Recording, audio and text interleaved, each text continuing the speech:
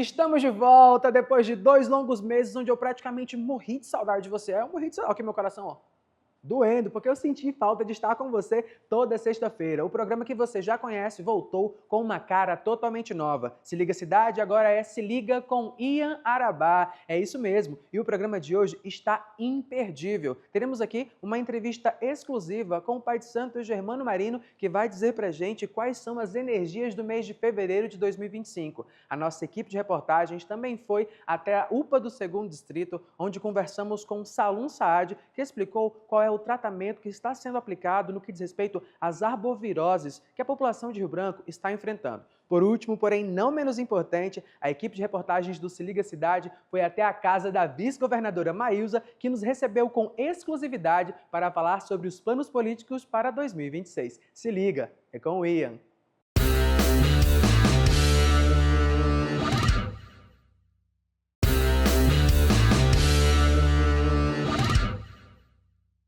Estamos começando a nossa primeira entrevista com o programa no novo formato, que agora é Se Liga com Ian Arabá. E claro que não poderíamos começar de outra forma, senão com o nosso querido Germano Marino. Germano, muito obrigado por ter aceitado vir até o nosso programa. É um prazer ter o senhor como nosso primeiro entrevistado. Ele que vai falar um pouquinho pra gente sobre o candomblé aqui no nosso estado, como que as coisas funcionam, quais são os preconceitos, os desafios e quem sabe eu consigo arrancar um pouquinho deles sobre as energias do mês de fevereiro, março e 2025 num contexto geral. Inclusive vou fazer perguntas de possíveis previsões políticas, hein, Germano? Vamos conversar. Por favor, antes de tudo, se apresente para que as pessoas conheçam o grande homem que o senhor é e também saibam um pouco o trabalho que o senhor desenvolve.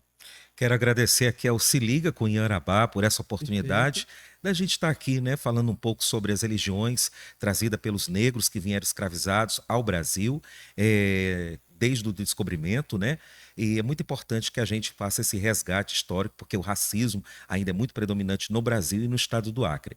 Eu sou o pai Germano Marino, todo mundo me conhece como Germano Marino, militante dos direitos humanos, da população LGBT, mas recorrente a isso, eu também sou Babalorixá de Candomblé, da nação Queto.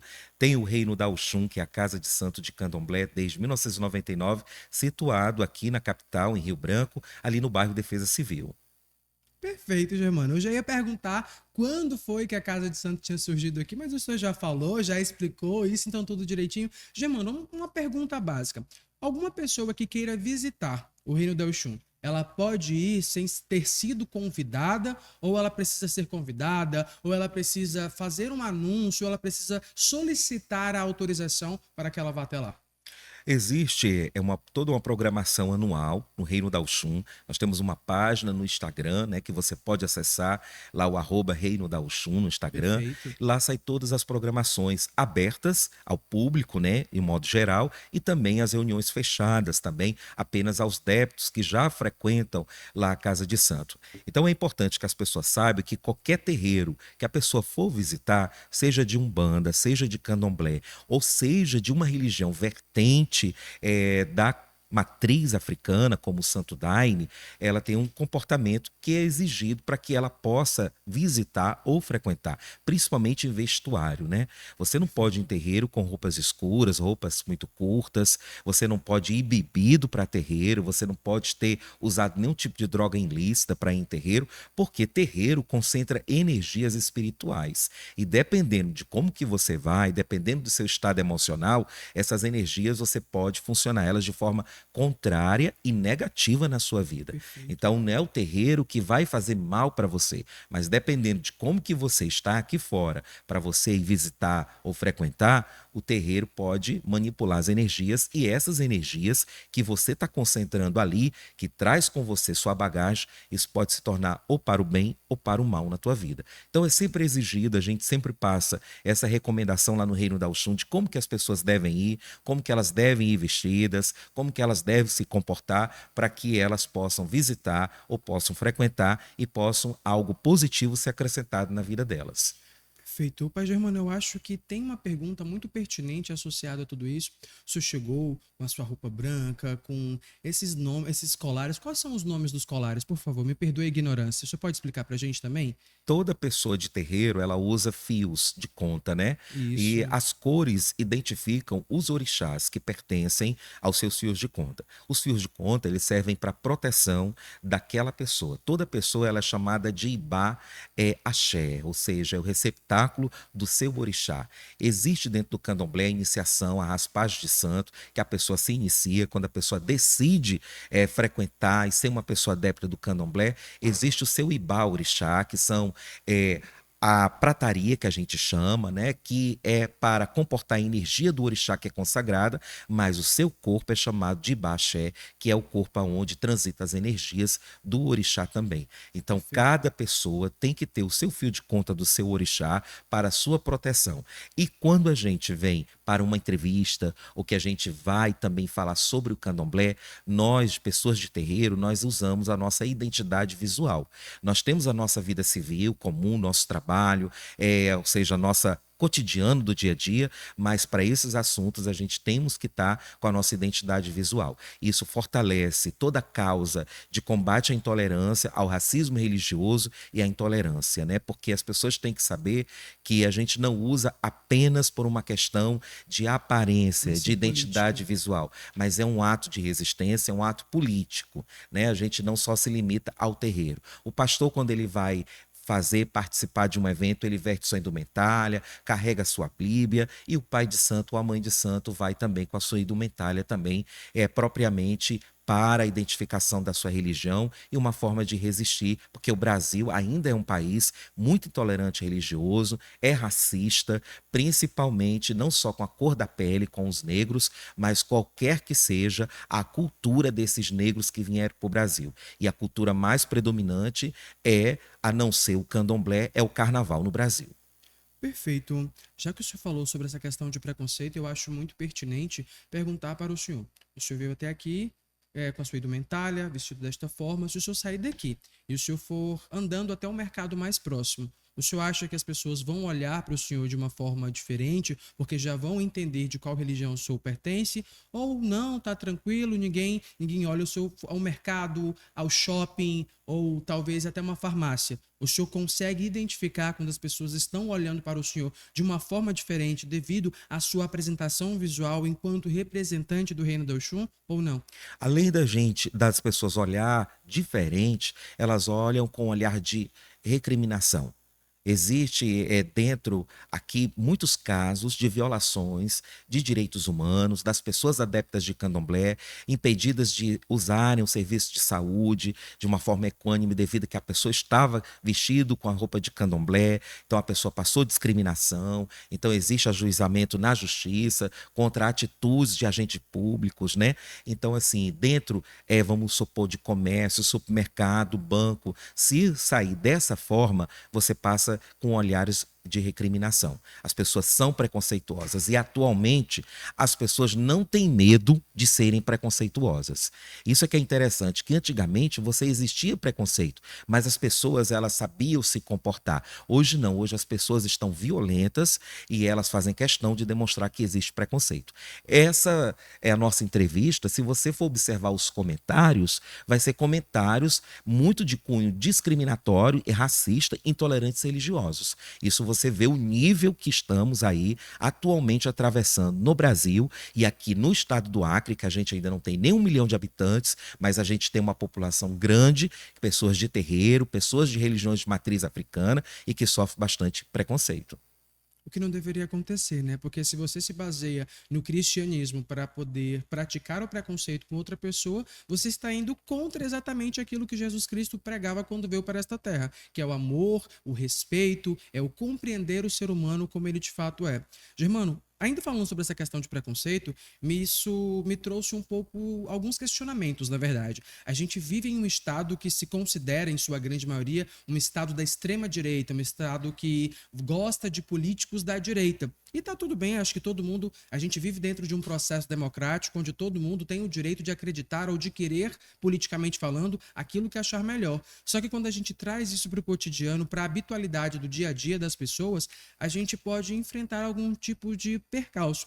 A gente tem hoje como prefeito de Rio Branco, que figura como o atual e momentâneo prefeito da nossa capital, o senhor Sebastião Bucalon, que é de direita. E com base nisso, o senhor, e sempre tem muitas pessoas da classe evangélica perto dele, quando o senhor quer fazer algum tipo de evento que precisa do apoio da prefeitura, o senhor encontra muita burocracia, encontra muita dificuldade, ou isso ainda não aconteceu e o senhor também espera que não aconteça? Tem os níveis, né, de acessar os apoios. Vamos dar um exemplo aí de patrocínio. Nós tivemos agora, recentemente, 2 de fevereiro, dia de Iemanjá, o cortejo que é realizado lá pelo Ilê-Axé Iemanjá Sobá, da Elorixá Mãe Cláudia de Iemanjá. Você vê a Marcha para Jesus, o tipo de apoio e patrocínio que recebe, tanto de governo do estado quanto da prefeitura, e o cortejo, o tanto de apoio e patrocínio que recebe. Até hoje, tantas edições do cortejo de Iemanjá, nós não tivemos nenhum show de uma banda a nível nacional que pudesse trazer, manifestar aí as religiões de matriz africana, mas nós temos aí a Marcha para Jesus com patrocínio exorbitante, com apoio a bandas nacionais que vêm. E não vem aí com o dinheiro apenas que é de como dízimo das igrejas, vem com apoio maciço de patrocínio, tanto da prefeitura como do governo do estado. Então há um disparate aí em qual é o apoio, o que o estado e a prefeitura apoiam enquanto religião. Nós vivemos num país laico, onde agentes públicos eletivos não podem escolher qual é a religião que aquele território tem que seguir, né? Tem que prevalecer o respeito à dignidade para todas as religiões e todos os seus adeptos. Isso sim é um país laico, seria um estado do Acre laico. Perfeito. E seria um município laico. Mas nós temos um disparate aí que agentes públicos escolhem qual é o tipo de religião que eles querem não só seguir, mas que eles querem flertar. E as religiões que mais intolerantes com as pessoas adeptas da Umbanda, do Candomblé e do Santo Daime são as pessoas evangélicas. O que, mais uma vez, como eu disse, não faz o menor sentido, justamente pelo fato de que, se você diz que ama Jesus Cristo, que foi um ser que veio à Terra há mais de 2000 anos e abraçou e acolheu todo mundo, é um tanto quanto incomum você fazer exatamente o oposto. Para mim não faz sentido.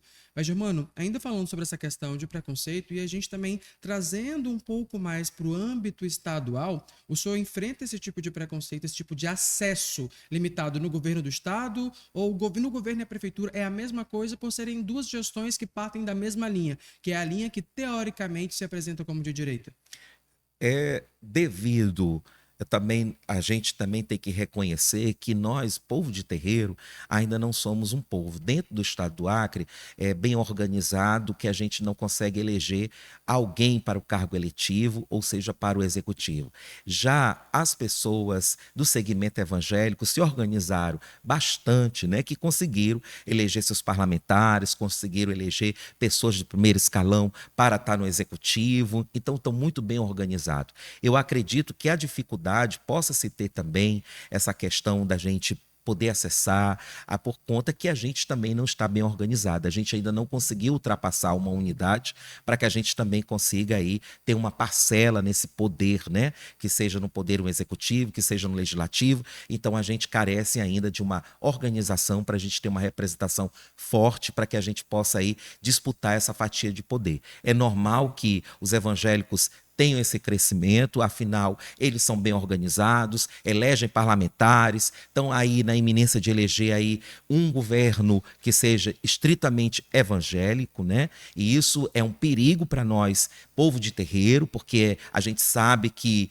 vai se prevalecer apenas uma religião e a gente vai passar cada vez mais o estigma da discriminação, o racismo. Então, para a gente não é legal, a gente não é legal, é desumano, enfrenta aí violações de direitos humanos. A gente tem um governo que vai só pregar o uso de Bíblia nas escolas, o ensino religioso, a qual não prega de nenhuma forma a Lei 3.600, que é o ensino do estudo da África no Brasil, que ainda carece ainda de uma regulamentação de fato das secretarias de educação para que possa aí ter esse ensino de fato para os alunos na rede pública do estado do Acre. Então eu gostaria até de frisar que nós ainda não estamos organizados, conscientes para que a gente possa aí também disputar esse poder. Nós apenas ficamos com as migalhas que nos oferecem.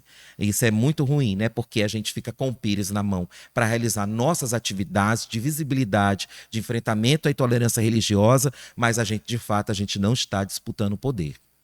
Perfeito, perfeito. O que não faz nenhum sentido essa questão desse apoio ele ser parcial para um lado e não ser para o outro. Haja vista que todos somos cidadãos, pagantes de impostos, então todas as pessoas, em teoria, devem ter o mesmo direito. Partindo desse princípio que o senhor falou, sobre essa questão da possibilidade de termos representantes que tenham essa ligação muito forte com as pessoas evangélicas e afins, frisando que em nenhum momento há algum tipo de desrespeito com o povo evangélico ou algo do gênero, estão apenas sendo apontados e colocados fatos que, de fato, o povo do candomblé aqui no estado do Acre acaba enfrentando, e essa questão do preconceito religioso que ainda é muito forte no nosso estado e no Brasil como um todo. Com base nisso, eu gostaria de perguntar para o senhor, ano que vem nós teremos aí a disputa do governo do estado. A gente já tem nomes pré-postulados como a da Maílza, que é a vice-governadora do nosso estado, Alan Rick, e especula-se aí, quem sabe, que o atual prefeito de Rio Branco, Sebastião Bocalão, queira largar a prefeitura na metade do segundo mandato para concorrer, quem sabe, ao governo do estado em 2026. O que seria melhor para vocês desses três, nesse cenário, desses três nomes? Quem o senhor acredita que seria o melhor governador e que poderia, pelo menos, respeitar as prerrogativas que defendem o povo do candomblé aqui no Acre? Não desrespeitando nenhum outro que seja candidato ao governo do estado, mas para nós de terreiro, pessoas de candomblé, pessoas da Umbanda, pessoas do Santo Daime, seria o nome da vice-governadora Maílza Assis.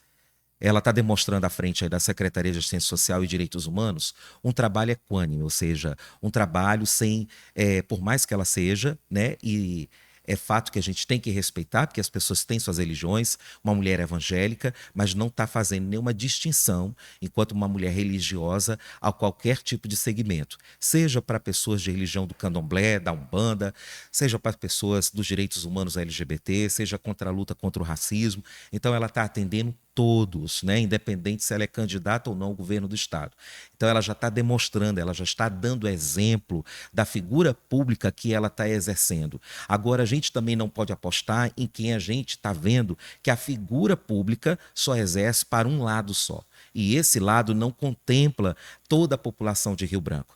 As pessoas de candomblé também são pagantes de impostos, pagam impostos, têm que receber a mesma parcela, a mesma fatia de cidadania, de usufruto da gestão pública, então não pode ter uma separação. Então, o exemplo que ela já está dando, isso já demonstra aí qual é o lado que a gente vai seguir. A gente não pode seguir um lado aonde as pessoas só pregam um tipo de religião, um tipo de segmento, que a gente sabe que esse segmento é o que mais nos atinge, é o que mais viola a nossa cidadania e os direitos humanos. Segura um pouquinho, porque agora a gente vai ter uma entrevista exclusiva, já que o senhor falou da vice-governadora Maílza, onde o Se Liga Cidade, abre aspas, invadiu, fecha aspas, a casa da vice-governadora, onde nós fomos lá e conversamos com ela, e ela falou exatamente quais são os seus planos políticos para 2026. Se liga.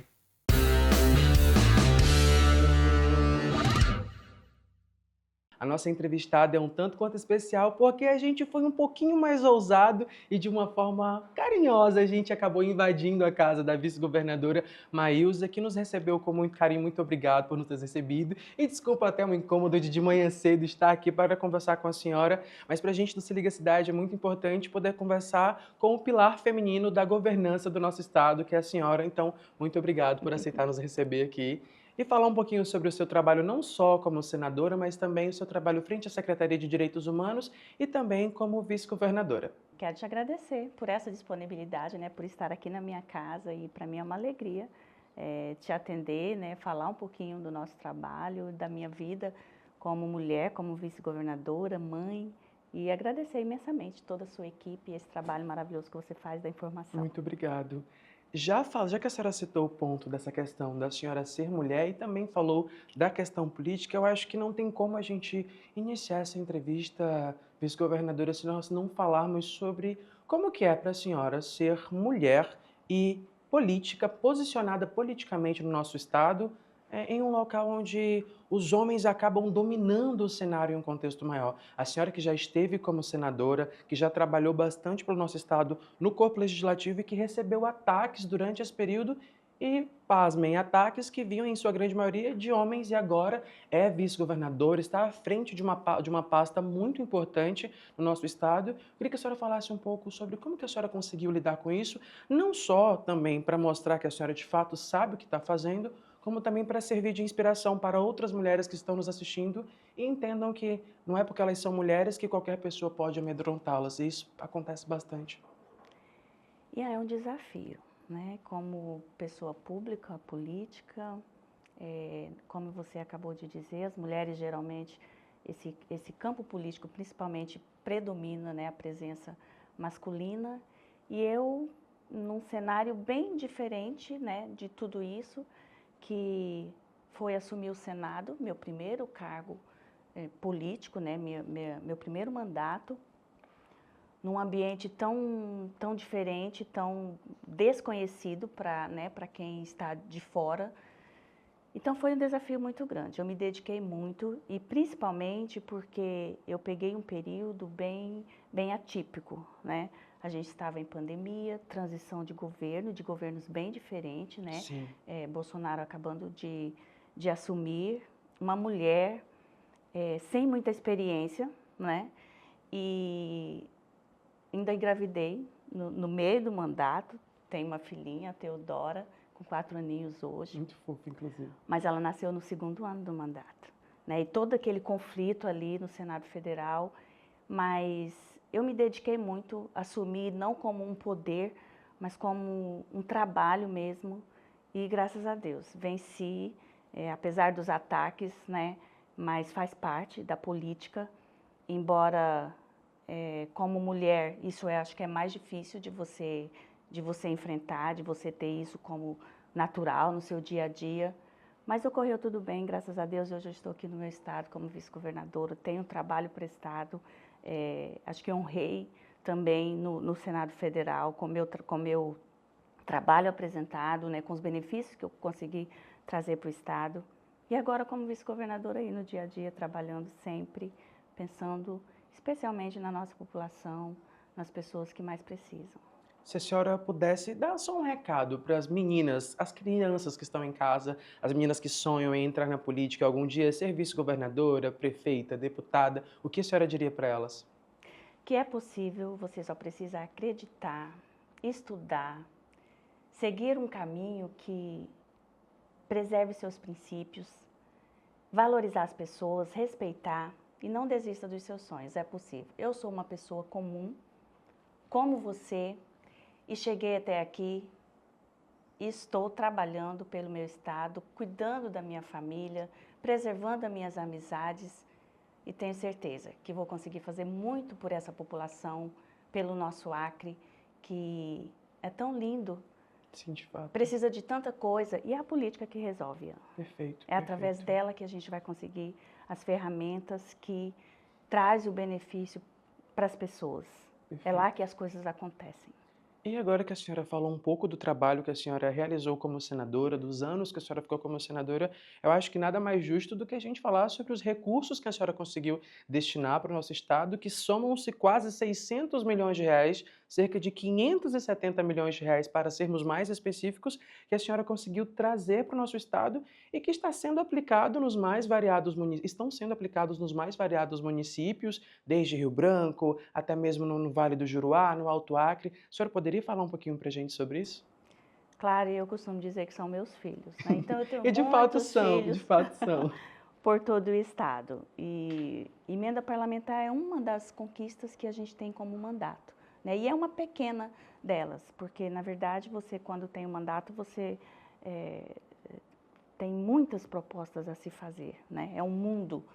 E as emendas são a cereja do bolo do seu mandato, porque é algo que você consegue ver, né? Que você consegue apresentar. E eu trouxe, Ian, para Rio Branco, para o Acre, 570 milhões, que foi assim uma conquista enorme, porque não é comum, né?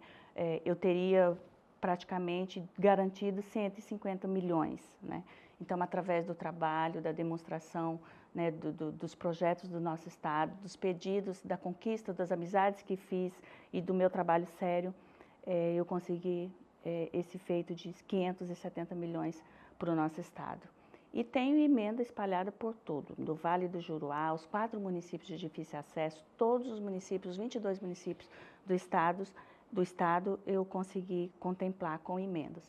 E agora estou entregando, né? Já entreguei diversas, tem algumas sendo construídas, já outras, né, sendo executadas. E em Rio Branco, especialmente, que a gente tem um projeto político, né? Lá em 2020 foi uma batalha, né? Mas nós conquistamos a Prefeitura de Rio Branco e eu destinei muitos recursos para Rio Branco. Acabamos de entregar, por exemplo, a Ponte de Judia, né? Eu tenho um projeto também que é a construção daquele centro de saúde. Centro é uma casa que vai receber as pessoas que vêm do interior para fazer tratamento, exatamente, para fazer o tratamento de saúde e de repente não tem, né, como ficar, no hospital não pode ficar. Então, há uma necessidade muito grande e um pedido da população do interior nesse sentido. Então, está alocado, são 6 milhões de reais para construir esse centro de acolhimento. E tem outros diversos, centro de atendimento ao idoso, aos CRAS, quadra esportiva, a construção da zeladoria do município de Rio Branco, também o mercado, tem emenda minha aportada para a construção do mercado. Então, são muitas coisas. A Casa da Mulher Brasileira, que foi a minha primeira emenda, a primeira oportunidade que eu tive de destinar emenda para o Acre, eu destinei 3 Casas da Mulher Brasileira, que é um centro de atendimento também que cuida da mulher em situação de violência. Então, são tantas outras, né, asfalto que eu pude contemplar, Cruzeiro do Sul, Feijó, Rio Branco, a Casa do Agricultor também, ramais, foram 18 milhões de ramais agora que nós acabamos de assinar a ordem de serviço, vai ser contemplado diversos municípios do nosso estado. A Casa do Agricultor em Cruzeiro do Sul é uma emenda minha também, que é para atender aquele produtor rural que vem da zona rural para fazer, né, para resolver alguma das suas necessidades na cidade e não tem onde ficar. Então, são essas entregas que estão sendo feitas das minhas emendas enquanto senadora. E eu fico muito feliz por isso. Ainda tem muita coisa para ser entregue. Na cultura, fiz muito investimento na cultura, a reforma do Teatrão, a reforma da biblioteca pública, um aparelho, um equipamento de som também para a cultura no município de Rio Branco. Então, são muitas, muitas entregas, né? E para mim são todas elas importantíssimas. São todos seus filhos, como a senhora mesma disse. Exatamente. E eu acho que é importante o fato da senhora estar também como vice-governadora, depois de ter sido senadora, é que a senhora consegue ver na prática a execução do seu trabalho. A senhora destinou um recurso para determinada emenda, para determinada situação, como os ramais, por exemplo, e a senhora consegue ir lá e falar, ó, o meu trabalho deu certo aqui, então realmente aquilo que eu estou fazendo está correto, está ajustado, eu estou conseguindo beneficiar a população de Rio Branco. E a senhora falou nessa questão de acolhimento, a senhora falou nessa questão de pessoas em estado de vulnerabilidade, e aí a gente já pode falar também sobre a Secretaria de Assistência Social e Direitos Humanos, que a senhora está como secretária, que a senhora vem fazendo um excelente trabalho com pessoas ao seu lado que acabam, de fato, trazendo essa humanidade para dentro da secretaria. A senhora poderia falar um pouquinho para a gente sobre o trabalho desenvolvido? Ian, eu sempre fui muito ligada a essas questões, não apenas na política, mas na minha vida, no meu dia a dia, eu sempre dei muita atenção a esse segmento, a essa causa, né? O atendimento às pessoas, a observação às crianças, às famílias. E eu acho que isso é básico, é necessário para a gente ter uma vida feliz, para a gente ter uma administração de sucesso.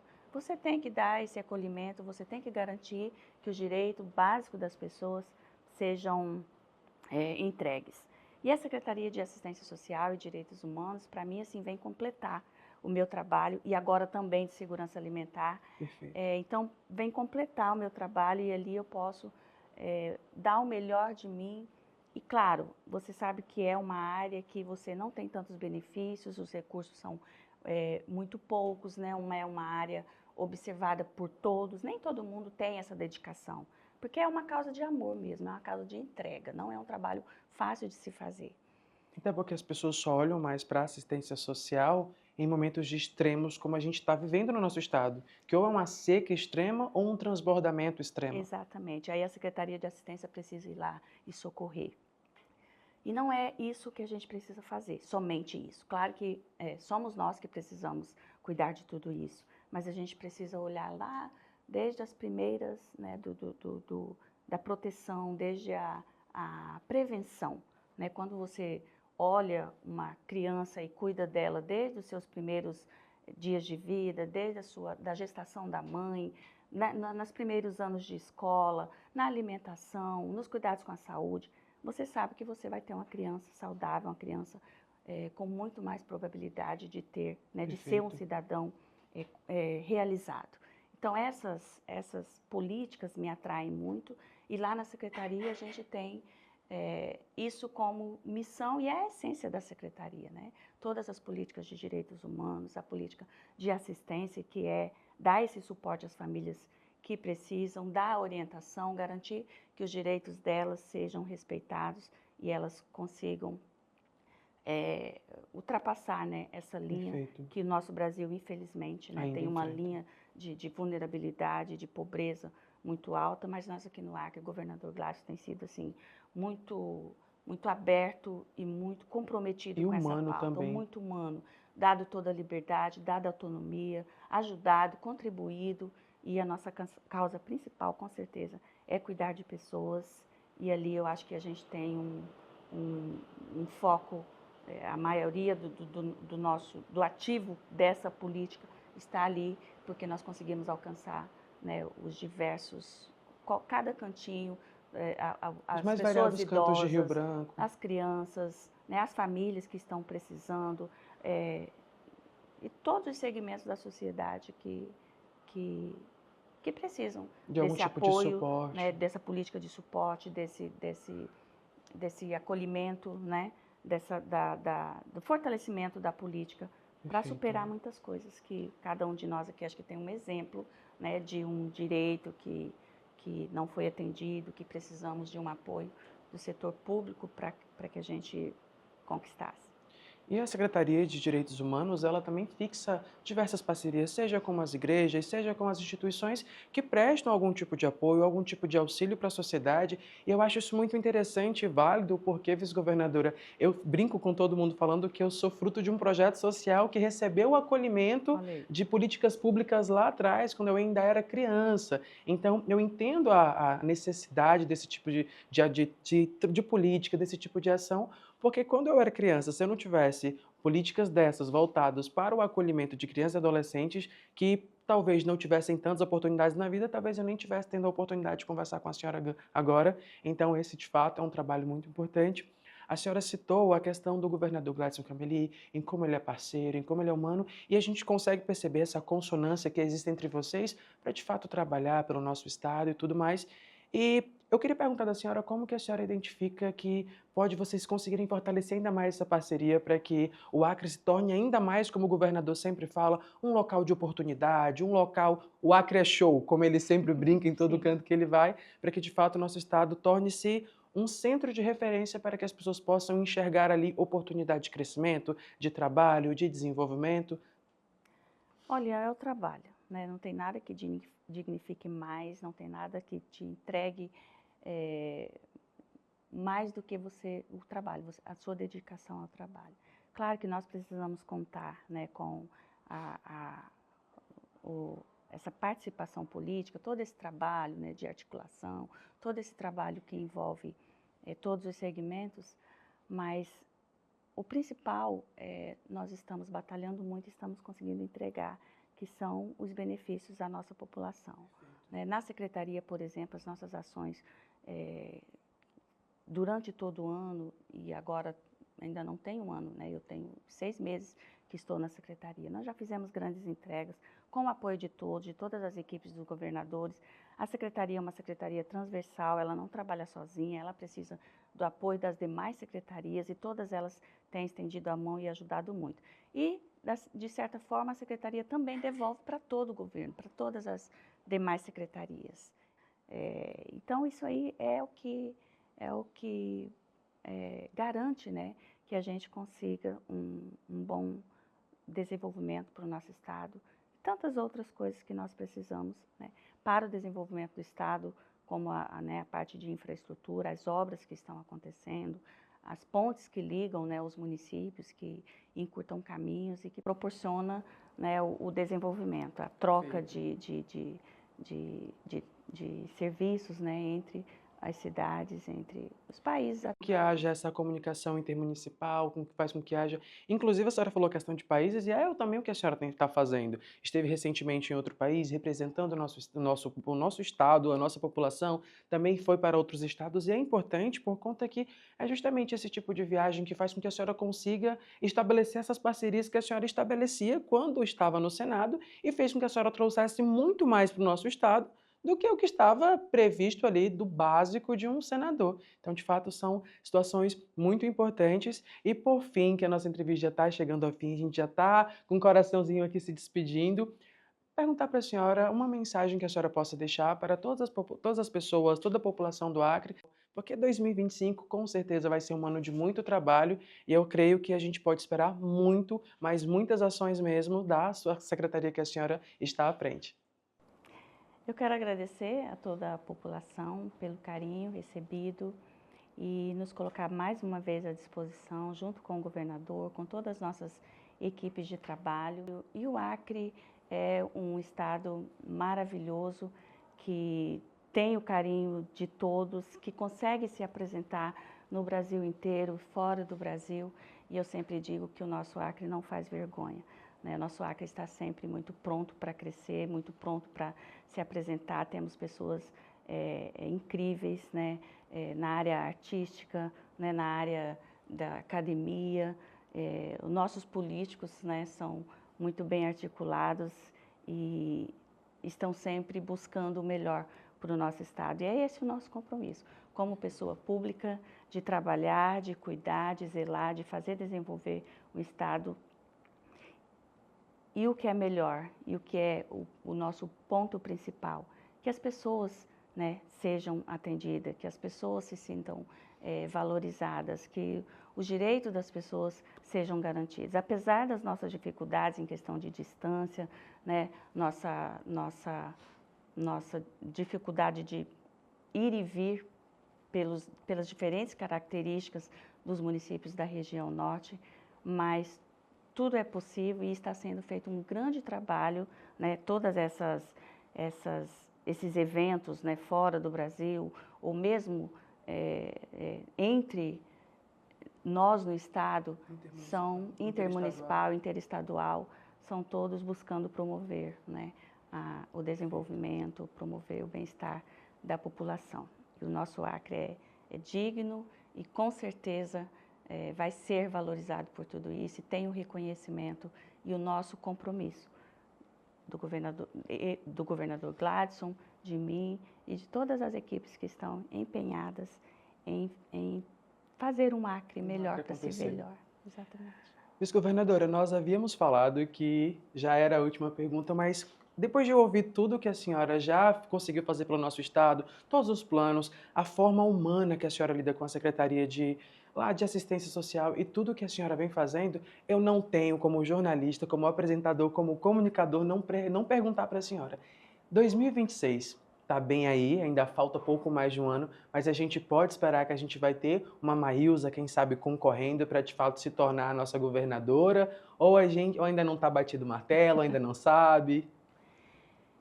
Esse é um caminho que você não tem, faz parte, né? Eu sou uma pessoa política. Político precisa de mandato. Eu não tenho como executar um trabalho na política, né, sem ter um mandato. Eu estou como vice-governadora. O caminho é esse, né, está posto. Eu estou trilhando, trabalhando, fazendo a melhor entrega e, claro, mas acima de tudo eu preciso da aprovação da população, né? Eu preciso da união dos partidos, eu preciso dessa concordância em torno do meu nome para poder ser uma candidata, né, estar pronta para servir o meu estado, para representar o meu estado. Claro que direito eu tenho, independente, né? Eu posso, qualquer pessoa pode ir lá colocar o seu nome, ser candidata.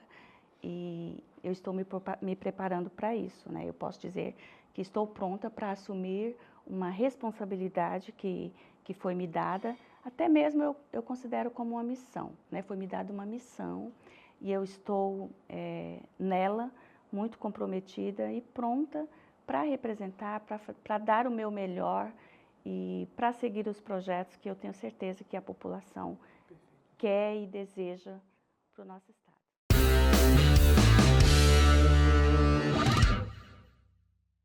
E aí, gostaram da entrevista com a nossa vice-governadora?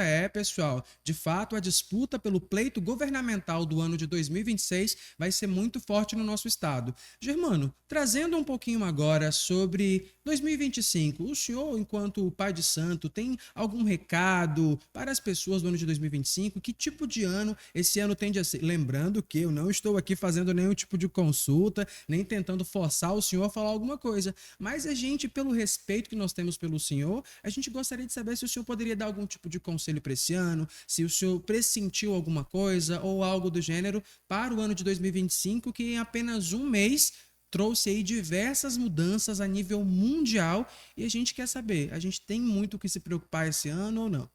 Temos sim, temos que se preocupar. As pessoas que estão trabalhando e que tenham oportunidade, continuem nos seus postos de trabalho, não desistam. Esse ano, primeiro, nós temos aí esse primeiro semestre, vai ser um ano onde as pessoas vão decidir, de fato, essa oportunidade, se vão querer ainda morar no estado do Acre ou não morar no estado do Acre.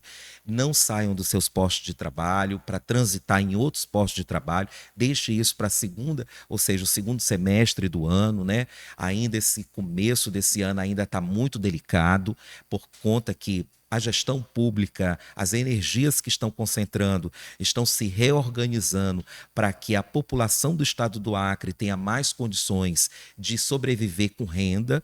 Então é importante você não dar um passo inseguro, né? Inhaçã é o orixá da guerra, dos ventos, da tempestade. Então por isso que o primeiro semestre é um ano de mudança, é um ano de recolocação. Então você que está aí inseguro, que vai mudar de trabalho, não vai, não mude agora. Espere para o segundo semestre, espere essas mudanças todas passarem, essas ventanias, para que passe essa insegurança e você tome uma decisão muito mais, ou seja, assertiva na sua vida. Há de se concentrar também que nós estamos às vésperas aí do carnaval, que as pessoas têm que tomar muito cuidado, e aí Inhaçã traz Xangô, traz Ogum, né? Ou seja, um cuidado eminente que você tem que ter com o seu físico, com a questão da sua saúde mental, com a questão da violência, principalmente. Então, que a gestão pública possa observar que os orixás estão pedindo para 2025 entrar, de fato, numa busca a combater a violência, né? Esses orixás que sempre combateram as injustiças, eles estão pedindo para que se combata a violência, para que se diminua a questão da violência e essa questão das mortes no nosso estado. Então são orixás muito fortes, são orixás da guerra e que eles estão buscando que as pessoas tenham paz, elas consigam viver plenamente aí muitos e muitos anos. Então as pessoas no carnaval que desejam participar, brincar, tome cuidado com a sua segurança física e com essa sua saúde mental. E a saúde mental passa pela questão do uso excessivo de bebidas, de drogas lícitas ou ilícitas, né? Então esses orixás avisam isso para que a pessoa seja recorrente a viver melhor e não ser vítima aí de qualquer tipo de abuso dessa natureza. Agora, claro que você pode ir para o carnaval, quem é de santo de candomblé, use seu fio de conta, que vai lhe proteger, tome seus banhos, né? Existem banhos que todas as pessoas podem tomar, independente se ela é da Umbanda, do Candomblé, ela pode tomar um banho antes de sair para sua brincadeira, para sua, ou seja, brincar o seu carnaval, né? Vá lá na página do Reino da Oxum, que a gente ensina esses banhos, né? Aí eu já vou fazer um merchan também, Claro, né? claro. Pedindo desculpas aqui ao programa, mas para que a pessoa possa tomar seus banhos, que as pessoas geralmente vai para o carnaval para brincar, arranjar um paquera, um namoro. Já conheço histórias de a gente já ajudou no Reino da Oxum, história de pessoas que já, ou seja, conheceram aquela pessoa no carnaval e se casaram e são felizes até hoje, né? Então, o carnaval é considerado uma festa pagã porque é considerado uma festa onde existe uma diversidade. E é uma festa trazida pelos negros. Tudo aquilo que é da cultura dos negros no Brasil passa pelo estereótipo, rebaixamento, preconceito. O samba passa por isso, o carnaval passa por isso, então tudo aquilo que envolve a cultura feita por negros envolve aí sempre um descrédito, uma discriminação. E o carnaval, por muitos e muitos anos, e até hoje, considerado como uma festa pagã, porque é uma festa que os negros alforriados começaram no Brasil, que era a única maneira deles divulgar a cultura, a culinária, ter ali uma renda para que eles pudessem aí ter pelo menos, né, depois da libertação, deixaram de ser escravos, uma dignidade, nem que fosse na alegria. Então, você que vai brincar o carnaval, vá protegido, use sua conta. Você que não tem sua conta, você que não sabe qual é seu orixá, sua divindade da natureza, procure qualquer terreiro de candomblé, um pai de santo, uma mãe de santo, faça seu jogo de búzio, saiba quem é seu orixá, faça sua proteção e vá brincar o carnaval. E vá, depois do carnaval aí, tomar muito cuidado para que você não possa perder seu trabalho, para que você possa buscar uma oportunidade de trabalho, porque as pessoas precisam de renda, precisam de comida, elas precisam viver e pagar suas contas. E nenhuma pessoa de nenhuma religião quer uma pessoa passando esse tipo de necessidade. Pessoal, agora eu vou perguntar, a gente que tá assim encalhado na vida há muito tempo, vê se o Germano solta só um banhozinho que a gente possa tomar assim, pra quem sabe a gente dar uma passeada no carnaval, e quem sabe assim, a gente tá com um cheirinho diferente, aí dá uma piscadinha e consegue um amor, mas segura porque primeiro, antes do Germano responder, se ele quiser responder, obviamente, mas eu já tô aqui olhando pra ele, responde, a gente vai ter agora um comercial e em seguida vamos ter uma entrevista exclusiva também com o gestor da UPA do 2º Distrito, Salum Saad, que falou com exclusividade para a equipe do Se Liga Cidade sobre quais são os cuidados que devem ser tomados nesse momento em que o nosso estado enfrenta tantas arboviroses. Se liga.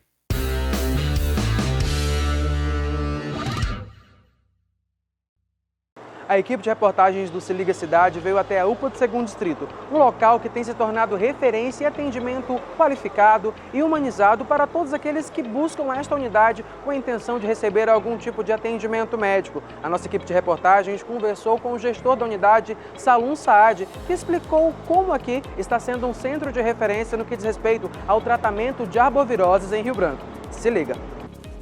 Muito obrigado pela sua recepção aqui da nossa equipe do Se Liga Cidade, dentro da UPA do 2º Distrito, para a gente conseguir ter essa conversa que é tão importante, acerca de fato de como a UPA do 2º Distrito está lidando com esse período que é um tanto quanto complicado para a saúde pública do nosso estado, em específico para o nosso município, devido ao aumento de arbovirose, que inclui gripes, inclui resfriados e até mesmo casos de dengue que estão surgindo. E acho que o primeiro questionamento válido a ser feito é como que a UPA do 2º Distrito está conseguindo lidar com tudo o que está acontecendo e com essa intensa demanda de tantas pessoas procurando a unidade de saúde, procurando algum tipo de atendimento no que diz respeito a essas arboviroses. Ian, eu agradeço a tua vinda aqui, é uma satisfação muito grande estar conversando esse bate-papo com você. Então, realmente, a nossa demanda aumentou bastante, né?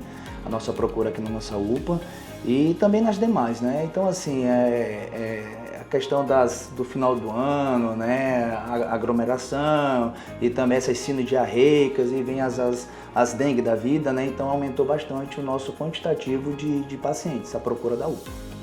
Nessas questões dessas síndromes diarreicas, gripes e até mesmo dengue, o senhor pode falar um pouquinho dos dados para a gente, do número, por exemplo, só em dezembro, qual foi a quantidade de casos diagnosticados de dengue? Qual o tipo de tratamento e até mesmo qual o tipo de profilaxia, de prevenção que as pessoas podem adotar nas suas casas para evitar que isso aconteça?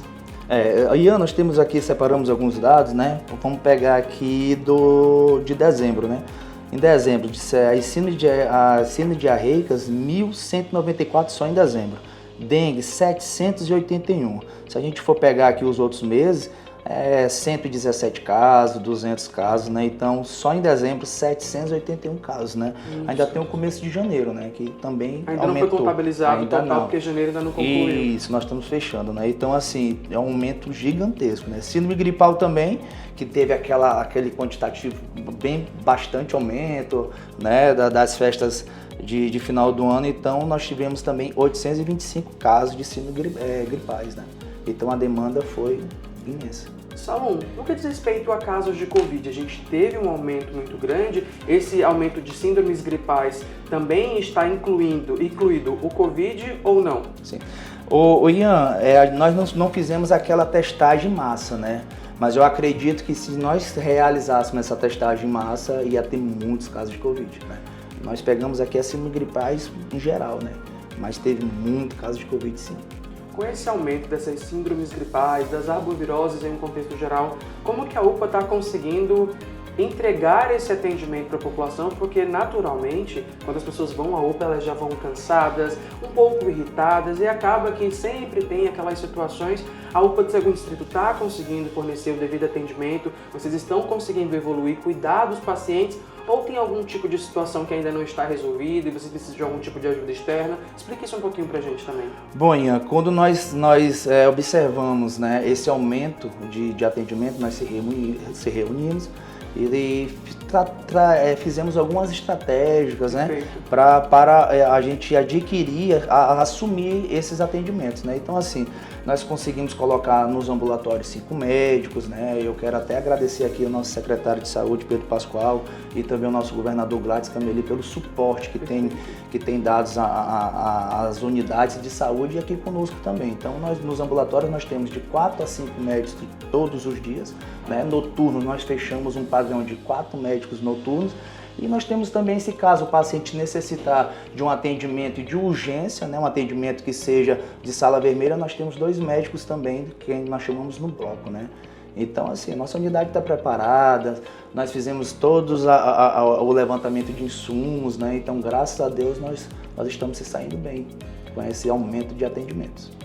Um ponto importante que eu acredito que vale a pena ser destacado dentro desta reportagem especial que estamos fazendo aqui na UPA é que muitas pessoas têm aqui, a UPA do Segundo Distrito, um local que elas consideram de qualidade, referência no que diz respeito a atendimento, principalmente nesse atendimento humanizado, nesse acolhimento. O senhor quer falar um pouquinho disso pra gente? O porquê que as pessoas têm a UPA do Segundo Distrito como referência? Bom, Ian, eu até agradeço, né, essa sua fala, porque é isso que o nosso secretário de saúde preza, né? Nosso governador também é um atendimento humanizado, ninguém procura as unidades de saúde, as UPAs, porque não tem nada para fazer em casa, né? Então eles já chegam na nossa unidade fragilizados, então a gente procura dar aquele conforto, né?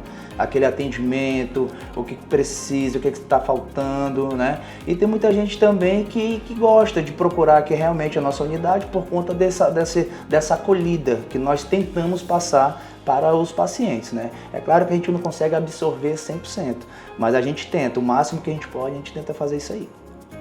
Salom, um ponto que eu acredito que seria muito interessante o senhor conseguir esclarecer para todo mundo de casa que está nos acompanhando agora por meio do Se Liga Cidade, é que muitas pessoas confundem quando ir a um posto de saúde, quando ir à UPA e quando ir ao pronto-socorro. O senhor pode fornecer dicas de, neste caso, procure um posto de saúde, neste caso, procure a UPA e, neste caso, procure o pronto-socorro. Você pode explicar pra gente? Pronto.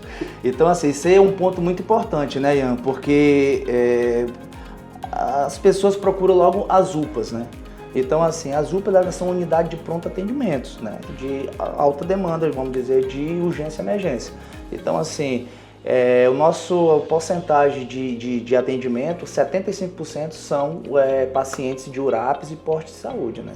Então, assim, acaba até demorando mais os atendimentos daquelas pessoas que necessitam mesmo de um atendimento imediato, né? Então, assim, a gente tem um pouco de dificuldade de lidar com esses pacientes, porque às vezes acaba se irritando, e até mesmo esses pacientes que não são de perfis de UPA, né? Então, assim, a gente sempre faz aquela orientação, olha, o seu atendimento não é aqui, você deveria ter procurado a URAP, mas tem que esperar ficha, não sei o quê, e aquela situação toda.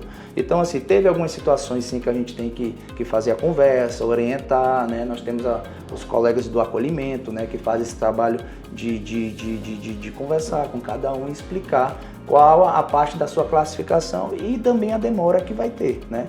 Mas é bem complicado, né? Por exemplo, as baixa e média complexidade são as URAPs, postos de saúde que resolvem, né? Fazem esse tipo de atendimento. E de alta complexidade procura as UPAs, se caso a gente não conseguir dar aquele atendimento que necessita o paciente, nós fazemos um encaminhamento para o pronto-socorro. Então, no caso, uma baixa complexidade seria, por exemplo, uma gripe. Pronto. A pessoa poderia procurar um posto. Pronto. Já se a pessoa está sentindo, ela caiu e acabou quebrando a perna ou algo do gênero, ela pode vir aqui, deslocou uma parte do corpo, ela pode vir até a UPA, que vai verificar se de fato deslocou, vai tratar naquele momento. E se for um risco iminente à vida, ela vai para o pronto-socorro, seria isso? Pronto, por exemplo, foi no posto de saúde, conseguiu atendimento. O médico receitou, medicou, mas tem 5 dias não melhora. Aí vai voltar, muitos casos, a maioria dos casos não voltam mais no posto de saúde, né? Vem aqui nas UPAs e a gente dá aquele atendimento. E se for preciso internar, a gente interna também. Nós temos a nossa observação adulta aí com 39 leitos, né? E 2 isolamentos, e a gente faz o tratamento que o paciente necessita. Certo. Então, neste começo de ano, mas também já finalizando o mês de janeiro, o senhor quer deixar algum tipo de dica, algum tipo de sugestão para as pessoas, para se protegerem ou algo do gênero? Sim. Sobre a questão da dengue, a gente sempre pede para dar uma olhada no seu quintal, ver se tem tampas, né, caixa d'água, né, que estejam sem ser utilizada, latas, né, onde o que tiver que dê para acumular água, você dá aquela verificada, porque o maior depósito de mosquito é nas nossas residências, né, sobre a questão da dengue. E se caso síndrome gripal, tá com gripe, tá com aquela coriza, aquele sintomazinho de arranha-arranha na garganta que a gente sempre fala, usa máscara, né, procura um atendimento, né, não melhorou, procura as unidades de saúde. Muito obrigado, Salomão. De nada, obrigado.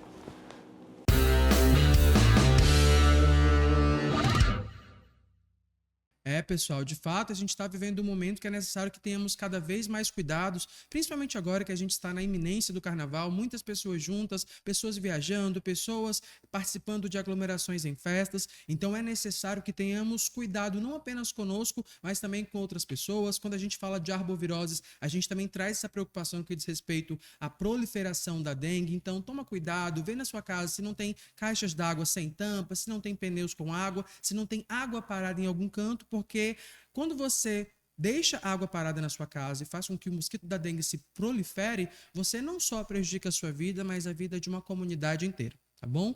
Voltando agora para o nosso querido Germano. Vai, Germano, para a gente finalizar o programa aqui, quem sabe as pessoas podendo ter a expectativa que, assim como eu, estão encalhadas, esperando em Cristo, de tomar um banho para ajudar a atrair talvez um amor de carnaval, um amor de verão, não sei. Só pode falar um pouquinho para a gente sobre isso? Você quer sair, deixar de ser encalhado? Então, compra 3... Me ofendeu ainda, me chamou de encalhado. Eu posso me chamar de encalhado. Ele me chamou de encalhado, me ofendeu. Não chamei, não. Para você que deseja aí um amor, né? Deseja ser correspondido, compre 3 rosas amarelas. Aí você tem que fazer isso na noite de lua cheia, tá? Porque tem que dormir no sereno, entendeu? No sereno é o quê? Você faz o banho à noite, deixa ele no tempo lá no sereno e de manhã cedo você toma esse banho.